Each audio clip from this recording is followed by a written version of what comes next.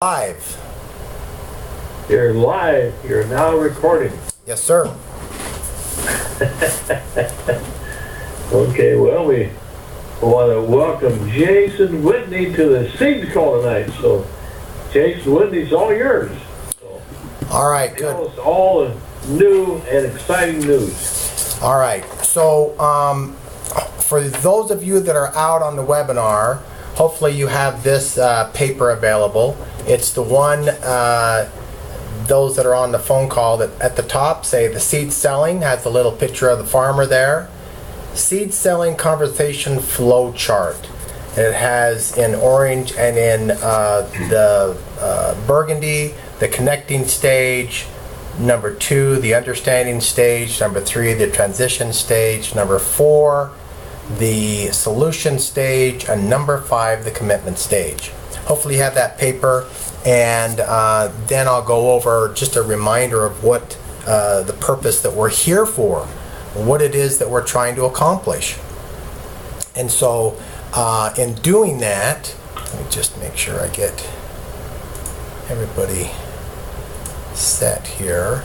And in doing that, let's talk about what it is that selling's all about. You know, we have to realize that in commerce, whenever anything is sold, there's a salesperson involved somewhere along there. Someone sold it. Someone made it possible. Someone sold it to this person that sold it to that person that made it available to you and I. And so sales are absolutely essential. However, it's also a known reality that none of us like to be sold. However, we like to buy things. We just don't like to be sold. Interesting paradox. And so I want to talk about the major differences between seed selling and conventional sales techniques. The major differences between conventional sales techniques is that they're designed to persuade people to do what you want them to do. Now, isn't it true that when you take a sales and use traditional sales tactics on that person, they or you, let's take you for an example, you feel resistant to them and what they're offering you. You often reply with an objection of why you don't want to buy. Even though you know you want that thing, you don't want to let them know that you want to buy it because you feel trapped, you'll feel obligated. It's just a psychological reality. Thousands of books and training seminars all over the world are devoted to teaching salespeople how to handle your sales objection. Now, do you like to be handled? You know, there's people learning how to handle your objection, and how many of us like to be handled like we're a problem? Likely not many. And other people that you talk to using those tactics won't like it either. Now, I'm not going to teach you how to learn how to handle your friend's objections. In fact, sales objections are actually created by the salesperson by using sales techniques on them. They're the ones that create the objection in the first place because of how they're selling them. Seed selling comes from an entirely different mindset. It's based on the motto, help others get what they want, and you will receive everything that you've ever wanted. Now, I assure you, if you have an inner desire to help people, you won't have to sell them at all. They will persuade themselves if they believe that they need what you have, what you're providing. Note that you're not using persuasion in seed selling, and that is why people will trust you.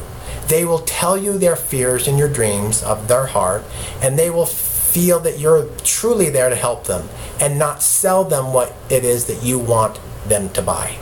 Now, the basis of seed selling is this.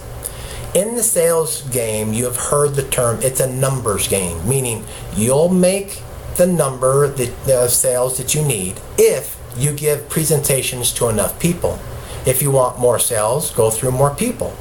Called a numbers game. However, the truth is that people are not numbers. And 3Believe sales representatives, that's you, are not number crunchers. 3Believe sales representatives are farmers. That's why we come along with the seed selling principle. Let's consider what a farmer does. Now, for a second here, I don't want to accuse of being sexist, so I'm going to refer to the farmer in the masculine, but I'm talking about both men and women. Now, first, a farmer works hard. And some of the hardest workers ever in the world is a farmer. He makes do with what he has. He's grateful to the land that he is the caretaker of. He loves the land, sees the beauty in the mundane and the plain, and is in the awe of the majesty, beauty, and the majestic nature that can be created. The farmer takes care of the crops that he's planted. First, he works the soil, he prepares it, he tills it. He removes the rocks, stumps, and all the obstacles that could inhibit the natural growth of the crop that he's about to plant. He prepares the soil. Then he takes the seed and plants it. He doesn't expect the seed to sprout out of the ground immediately and bear fruit. He understands that the seed must mature in its own time, in its own way. The farmer understands that the seed does not work within his own time frame, but it will take its own course to fruition. The farmer rises before the sun breaks and waters the seed. He nourishes it by giving it the fertilizer to help it grow. The farmer works to remove the weeds that would choke and weaken the seed.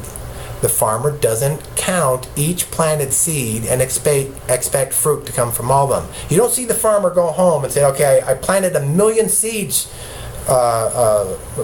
Ethel.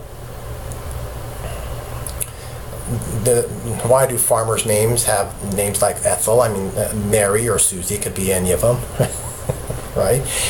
And I expect every one of those 1 million seeds to produce a hearty crop, right?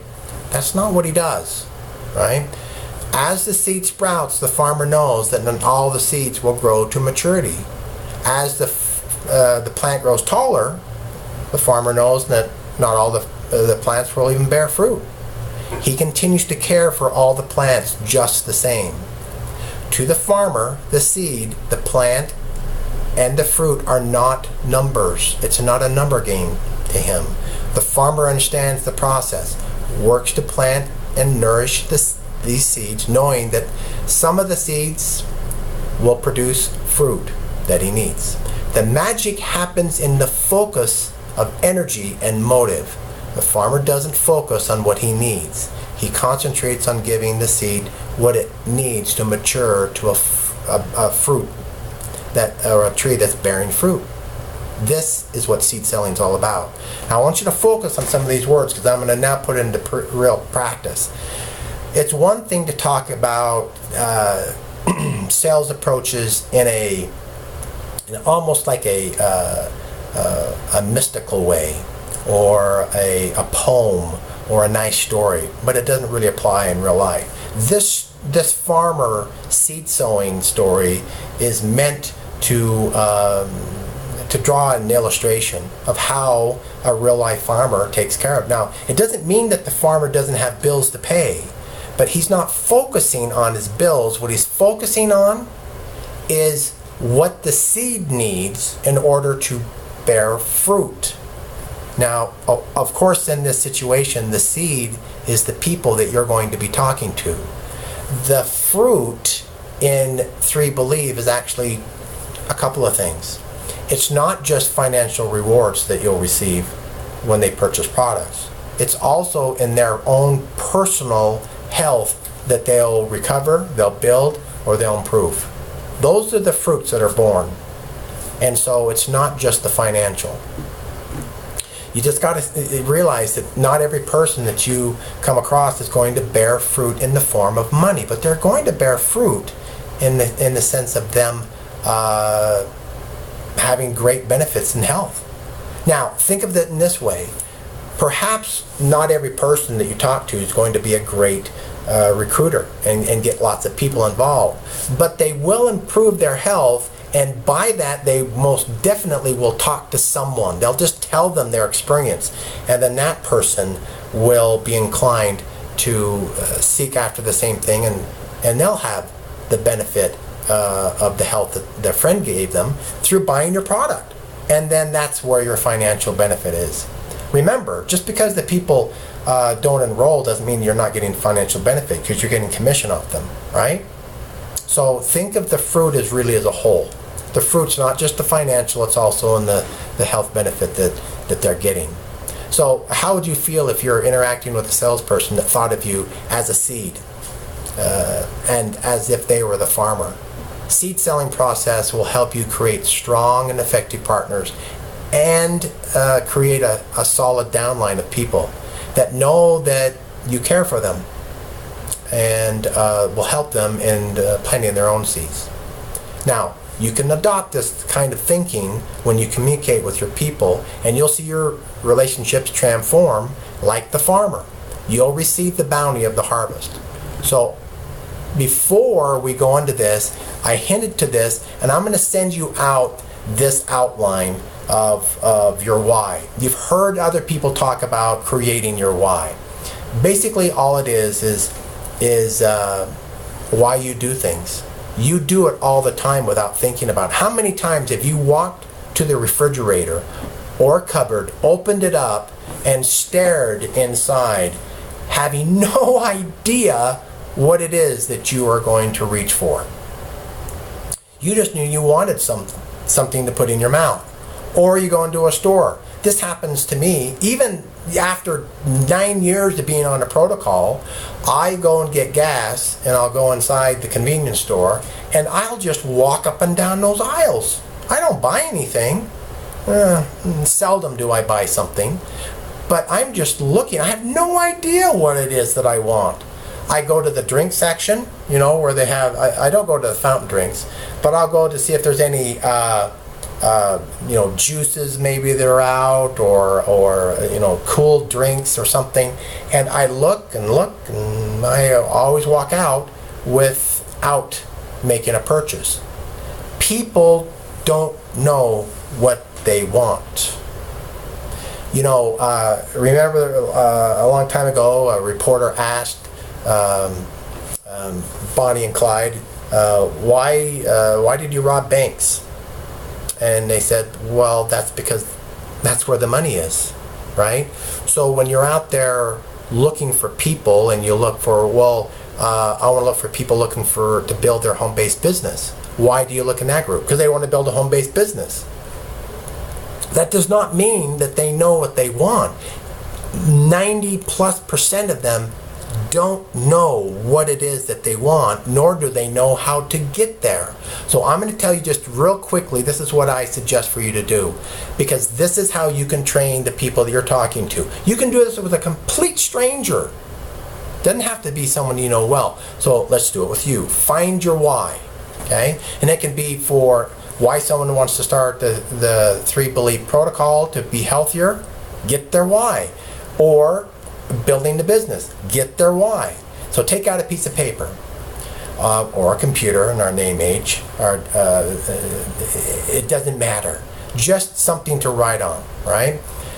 And I want you, it could be what you want your health benefits associated with the 3B program. If so, be specific and write down what it is that you really want. Perhaps you're interested in the business of helping people overcome the health issues that plague them. There could be other reasons that are particular to you. The point is, search your heart and find the core reasons why you want to be involved with 3Believe. It can be something to saying, I need to make $2,000 a month. It's okay to have that as your why.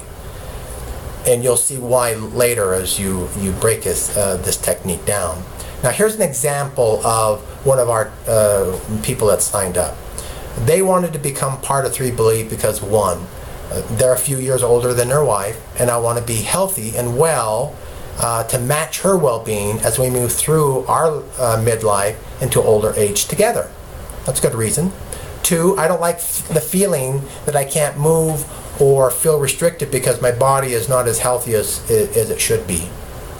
Three, I'm terrified of diabetes and other diseases that come from a neglectful lifestyle, especially as I get older. I need to save money on healthcare costs over the next 20 to 40 years of my life because I can't afford to be reckless. 5, I realize that in order to achieve my financial goals, I need to start my own business. Or 6, I want to do more than work from a payday to payday with little to show for it after all my bills are paid. Now you can tell that this list is personal and filled with emotional and motivations. Now these kinds of motivations go beyond the simple desire to lose weight or to make money. Take a moment and review your own feelings after this call's over, but just make yourself a little mental note. Really commit yourself to do this very thing. And what you want is an end result that's driving them. What is it about your life experiences that motivates you to participate in 3Believe? So you write down your reasons. It can be 1, it can be 20, it doesn't matter, just write them down. After you've done that, make yourself this note, okay? And do this on your sheet paper now. Write down pain threshold. Now you've heard that saying, no pain, no gain. In this case, that really does apply. Having a reason why you want to participate in 3Believe, or in anything for that matter, by itself is not enough. The ability for any person to succeed is almost always equivalent to the level of desire that they have to achieve. In short, how badly do you want to get the things that are on your why list?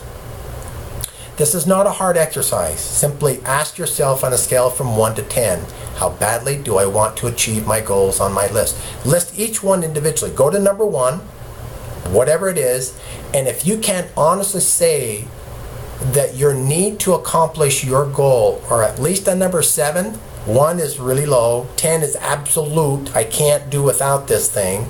If it's not at least a 7, you may want to reevaluate your plan, because it's not high enough. Your pain threshold will determine your priorities, your daily motivations, your tenacity, and your long-term outlook.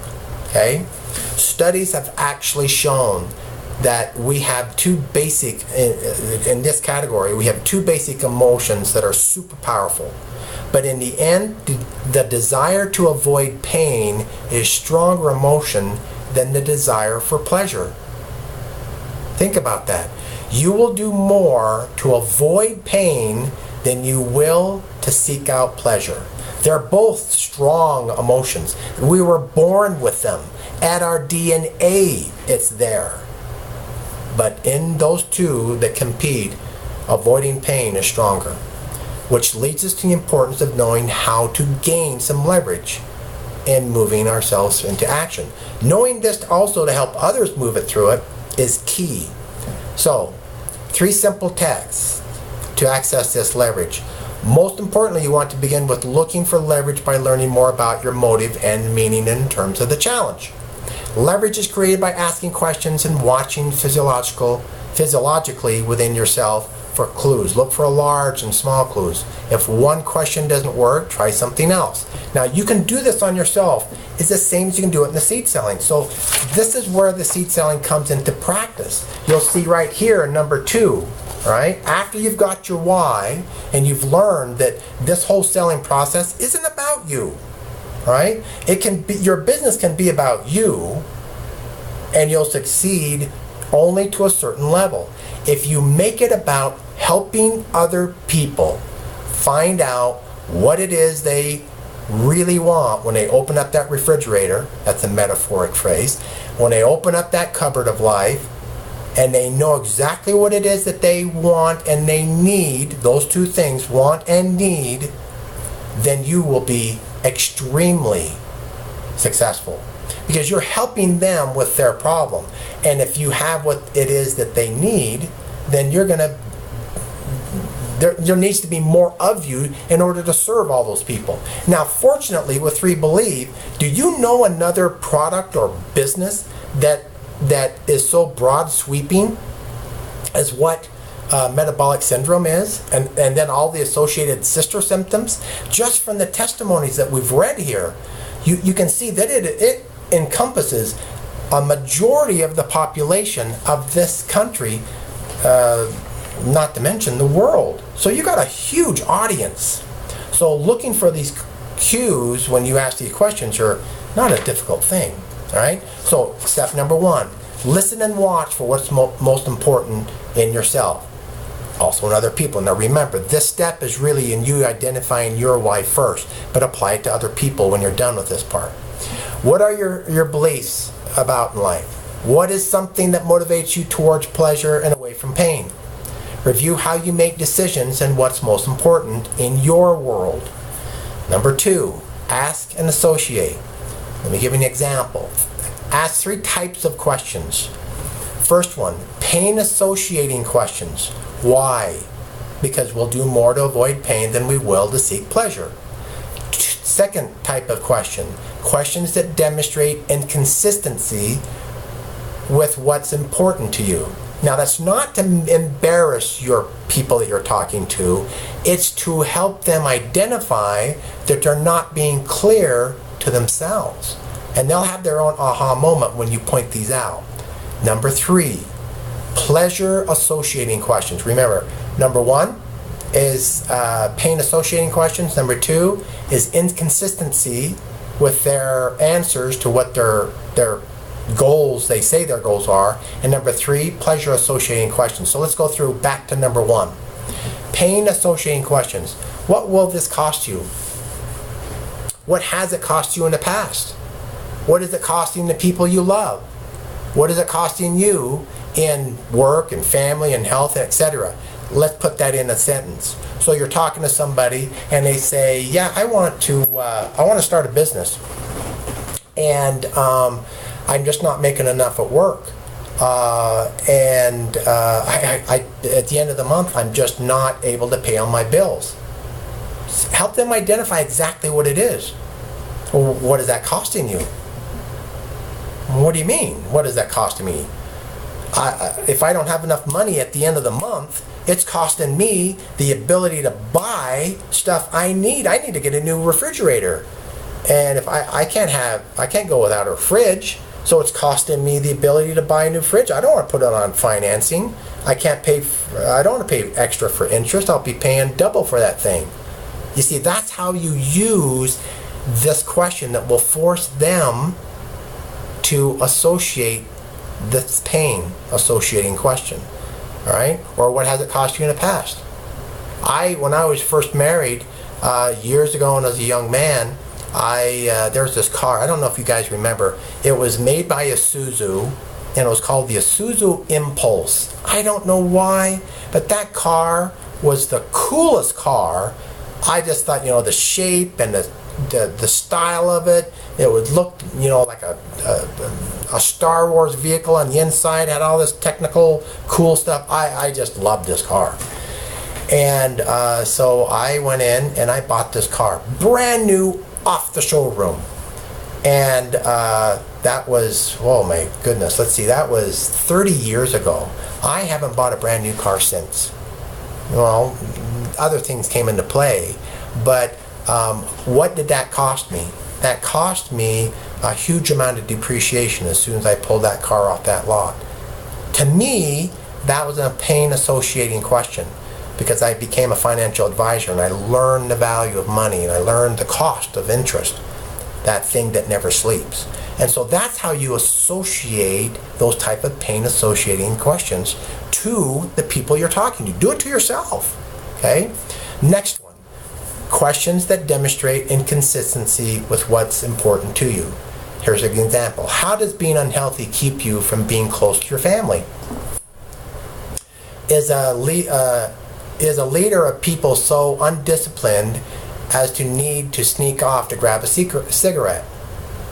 How can eating unhealthy foods make you feel good when you tell me that your current health prevents you from your activities with your family and the things that they engage in?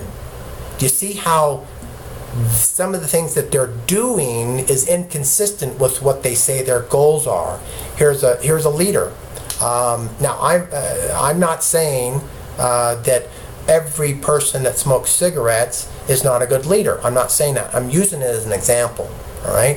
If this leader is telling people to overcome their weaknesses, to overcome their tendencies to succumb to cravings and impulses, and yet they sneak off without anyone seeing to grab a cigarette. Do you see how there's an inconsistency in their goals and what they're activities are. And so when you're talking to the people, help them to understand their own situation. Here's an example. Let's use the diet. So how'd you do on your first week of the diet? I was doing great. Fourth day, my sister had a birthday party, and I went over and I blew it. I had cake and ice cream. Well, now, I remember you told me what your why was. And you told me that it was nothing was more important to you than getting back into shape and eliminating the chance of you having type 2 diabetes. How was that working when you were having ice cream and cake? Let them answer. Let them come up with their own reason. Don't plant the seed of your answer in their field. Let them plant their own seed. Let them identify with that inconsistency. Okay? And then the next one, pleasure associating questions. If you changed this now, how will your life be later? What will you gain? What is it meant? What will it mean for the people that you love if you do this, if you accomplish this goal? What will it give you? You see, now you're talking, you're having them think about, you have them visualize, them dreaming about what their life will be like when they accomplish this goal. That's called visualization. Too few people actually do it, but you're planting the seed of a question that's forcing them to come up with their own visualization. And that's important, right? So what you need to do is just make sure that the questions that you're asking are emotionally associated to the massive immediate pain of not changing and the massive immediate pleasure of changing now. How are you going to control the levels of massive in both the pain and the pleasure? By insisting that they make clear, concise whys, their reason for doing it. You see, you don't have to come up with massive. You're making sure that they are. And how do you make sure that it's massive? You make sure that it's at least a number 7. Who identifies it's at a 7? They do. You just simply ask them. Now, is that a 7? No, it's about a 5. Okay, let's look for another one that's a 7 then. It's got to be on their terms. If it's not on their terms, then this is your game and not theirs. Okay? Have you ever had the experience of helping someone work really hard to create a change? Lose 20 pounds, pay off their debts, put in a new yard, get a new job, or create a passionate love affair with their spouse, whatever it may be, only to find a lapse back in their own behavior within a short period of time? Why do some people make changes that last long term, whereas others have a hard time getting past the initial hurdles? This transformation and creation of lasting change begins with a commitment to consistently raise your own internal standards and to continually focus on improving the quality of your life and others in every area: emotional health, finance, relationships, being a leader, spiritually, contribution, time management, the list. Now, this seed selling education provides you with a setting to offer this commitment to yourself and others while teaching you the strategies, tools necessary to achieve the ultimate success. Use one useful tool can be the single biggest roadblock in creating change is using the understanding of seed selling principle. Now, what I mean is making change a must. That means that when you're talking to people, you have to make sure that they associate this. Again, we're going back to the number 7. Why do they want to do this? It has to be strong enough for them to actually make a change, or they're just going to relapse back and not make a lasting change. Did you know that, or ask yourself, why do people fail to follow through? Here's some interesting statistics. 92% of 17 million people that try to quit smoking each year fail. 95% of people that lose weight fail to keep it off long term. 88% of people who set New Year's resolutions fail at their attempt. Only 10% of the population has a specific well-defined goal. But even then, 7 out of those 10 reach their goals at only 50% of the time. Discovering the right leverage skill is all that matters. That makes all the difference in the world. And so identify, go back on the notes again. I'll send this to you so you have something to go back on. So how do you then transform this into a conversation without you looking at your notes?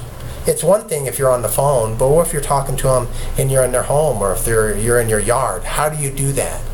The first thing that I found that works the best for me is forgetting and disconnecting. Forget about my goal and disconnect from the outcome. Meaning, the outcome would be them signing up, buying product. The outcome would be them enrolling, 50 people. Okay, that's the outcome. But you need to understand that be successful in 3Believe sales, or really any sales at all, you don't actually have to be that salesman. In fact, using the conventional sales that we talked about will backfire. That's why the sales, they call it a numbers game. Just let it go. You're helping them identify what it is that they want. They're not clear of what they want. You're there to provide them with some stats and some figures and some science. That's great, right? Like, for example, over 85% of Americans have at least one symptom of metabolic syndrome. Okay, that's a fact. That's very interesting. That means that most likely they fall into that category. But that's not gonna make them do something about it all by itself.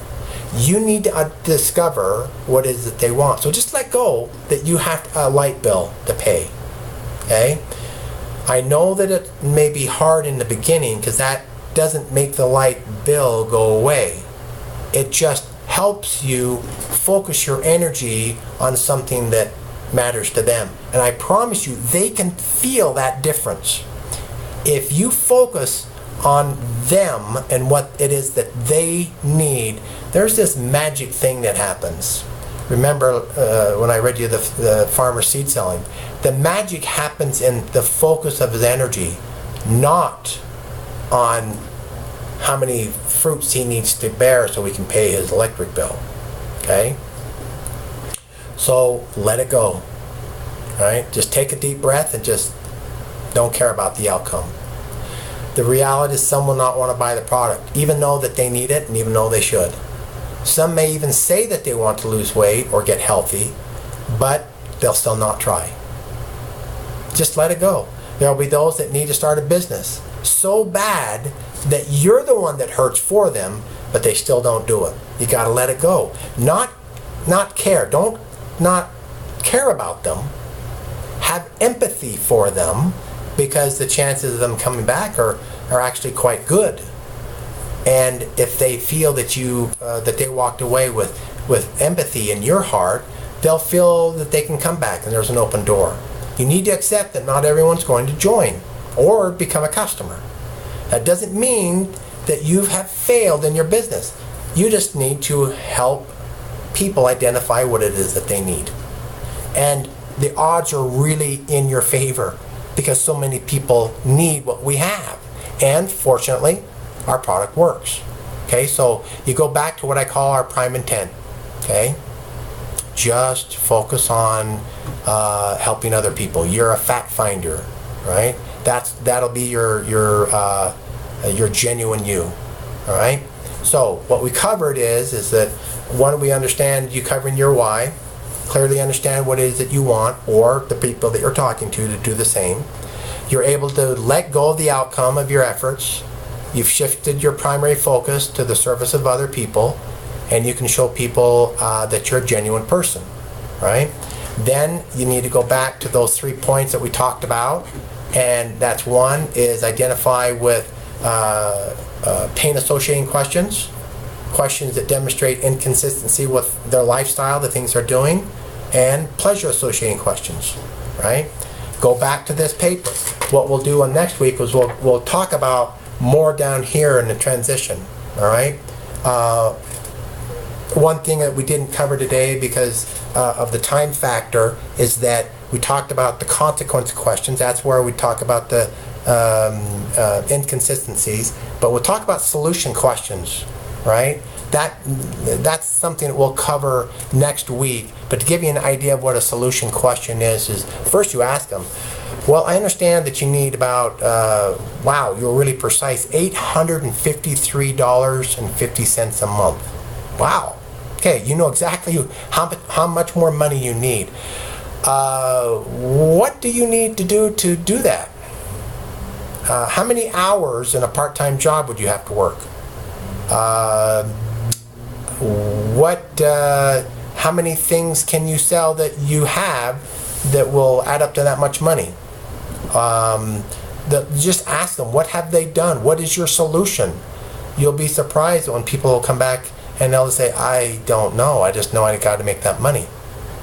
That reminds me of an old ancient Chinese proverb that said, if I can remember it, he who sits cross-legged with mouth open and is hungry shall have long hunger. Right? Meaning you sit there in your chair, crossing your legs, waiting for food to fly in your mouth, he's going to have a long, long wait. Right? And so you need to help those people identify that reality. They won't get it by you telling them, well, you got to get off your butt and go do something. Right?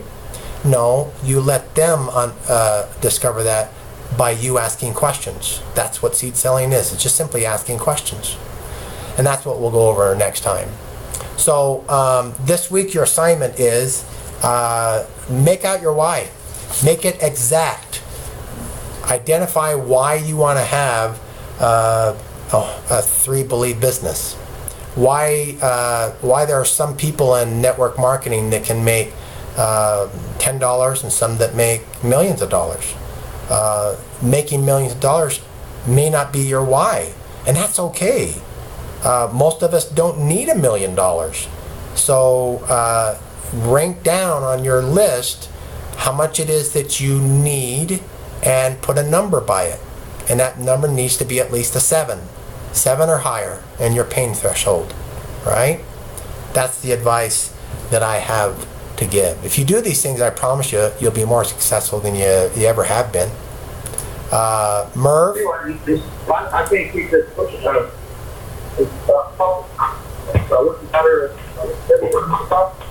Hey, Merv? Yes, sir. About it. I think I'm gonna get a chain for this date. I'm done with my part, Merv. If you want to wrap it up or ask any questions.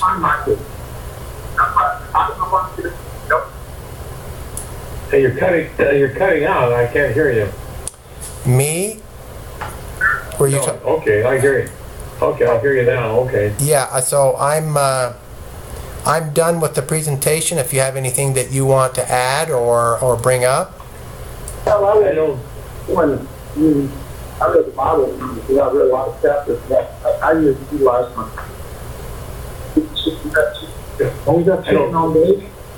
I don't have anything, but maybe some people have some questions. Maybe. Yeah. Is there anyone out there that has any questions about the first part, stage 2 of the seed selling?